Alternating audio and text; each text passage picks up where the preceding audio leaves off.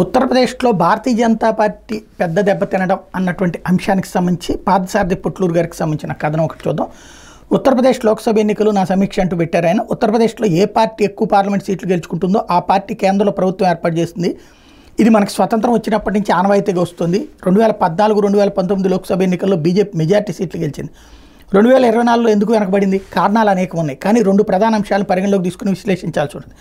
అందరి దృష్టి అయోధ్య ఉన్న ఫైజాబాద్ లోక్సభ నియోజకవర్గాన్ని ముందు విశ్లేషిస్తే అసలు విషయం బయటపడుతుంది. ఫైజాబాద్ లోక్సభ నియోజకవర్గంలో 5 అసెంబ్లీ సెగ్మెంట్లు ఉన్నాయి. అవి అయోధ్య, బికాపూర్, రుదౌలి, మిల్కీపూర్, దరియాబాద్. అయోధ్య అసెంబ్లీ సెగ్మెంట్లో బీజేపీకి ఆధిక్యం లభించింది. మిగతా 4 అసెంబ్లీ సెగ్మెంట్స్లో ఎస్పీకి ఆధిక్యం లభించింది.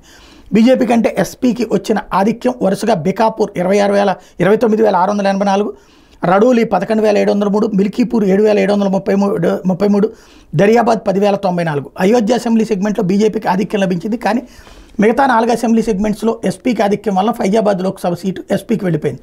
ఫైజాబాద్ లోక్సభ మొదటి నుండి అయితే బీఎస్పీకి లేదా ఎస్పీకి చేతులు మారుతూ వచ్చింది 2014 వరకు. 2014లో మోడీ ప్రభంజనంలో ఫైజాబాద్ బీజేపీకి లల్లూ సింగ్ గెలిచాడు. వరుసగా 2014-19 ఎన్నికల్లో ఈసారి ఎస్పీ అఖిలేష్ యాదవ్ దళితుడైనటువంటి అవధేష్ ప్రసాద్ని పోటీలకు దించింది.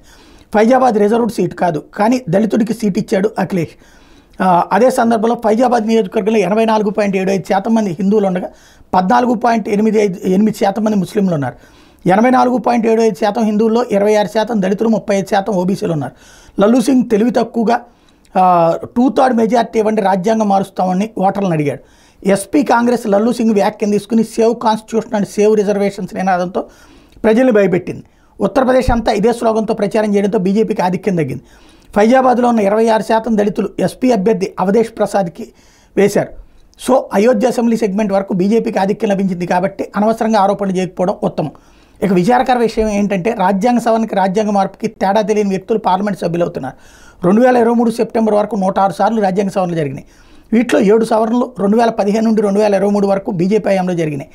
ఇవన్నీ మైనర్ సవరణలు మాత్రమే. కనీసం బీజేపీ జాతీయ అధ్యక్షుడు నడ్డా గారు అభ్యర్థులు ఏం మాట్లాడాలి, ఏం మాట్లాడకూడదు అనే అంశాలను అభ్యర్థులకి సూచనలు ఇవ్వాల్సి ఉండేది, కానీ ఆ పని చేయలేదు. దేనికి? ఒక విషయం స్పష్టంగా చెప్పుకోక తప్పదు. జాతీయ రాష్ట్ర స్థాయిలో ఆర్ఎస్ఎస్ సలహాలు సూచనలు తీసుకోవట్లేదని అనిపిస్తోంది. ఆర్ఎస్ఎస్ తర్వాతే ఎవరైనా. ఆర్ఎస్ఎస్ను విస్మరించినా లెక్క చేయకపోయినా ఫలితాలు అట్లాగే ఉంటాయి.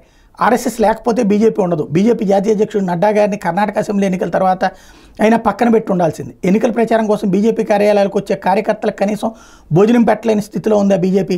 నడ్డా గారిని తొలగించి మామ శివరాజ్ సింగ్ చౌహాన్ని బీజేపీ జాతీయ అధ్యక్షుడిగా నియమించాలి. దేశం కోసం ధర్మం కోసం. బేష్, చాలా రమ్యంగా ఉంది స్లోగన్. కడుపు మాడబెట్టుకుని దేశం కోసం ధర్మం కోసం పనిచేయాలా? ఉత్తరప్రదేశ్లో పేద ప్రజలు వలసలు ఎక్కువగా ఉన్నాయి అన్న సంగతి బీజేపీ విస్మరించింది. 15,000 జీతం కోసం వేల మంది ఉత్తరప్రదేశ్ ప్రజలు ఇతర రాష్ట్రాల పని కోసం వెళ్తున్నారు. కాంగ్రెస్ ఇవ్వజూపిన నెలకు 8,500 కోసం ప్రజలు 40 పార్లమెంట్ సీట్లు ఎస్పీకి, కాంగ్రెస్కి ఇచ్చారు. క్షేత్రస్థాయిలో ఆర్ఎస్ఎస్ సలహాలు తీసుకుని ఉంటే ఈ రోజున మెజార్టీ కోసం ఎదురు చూసే పని ఉండేది కాదు. యోగి ఆదిత్యనాథ్ గారు 74,000 కోట్ల మిగులు బడ్జెట్ చూపించారు కదా, ఎందుకు పేద ప్రజలకు కనీస మద్దతు ఇవ్వలేకపోయారు? రోగం ఒక చోట ఉంటే మందు ఎక్కడ రాయాలన్న చందంగా ఉంది. ఫైజాబాద్ సిట్టింగ్ ఎంపీ లల్లూ సింగ్ అసలు ఎన్నికలప్పుడు మాత్రమే కనబడతారు, కానీ మిగతా సమయాల్లో కనబడ్డు అని స్థానికులు ఆరోపిస్తున్నారు. మళ్ళీ టికెట్ ఎందుకు ఇచ్చినట్టు? లల్లూ సింగ్ లాంటి వాళ్ళు చాలామంది ఉన్నారు బీజేపీ టికెట్తో ఓడిపోయినటువంటి వాళ్ళు. ప్రపంచంలోనే అతిపెద్ద ధనిక రాజకీయ పార్టీ బీజేపీ, కానీ ఓటర్లకు పోలింగ్ స్లిప్లు ఇచ్చే కార్యకర్తలు లేరు ఉత్తరప్రదేశ్లో.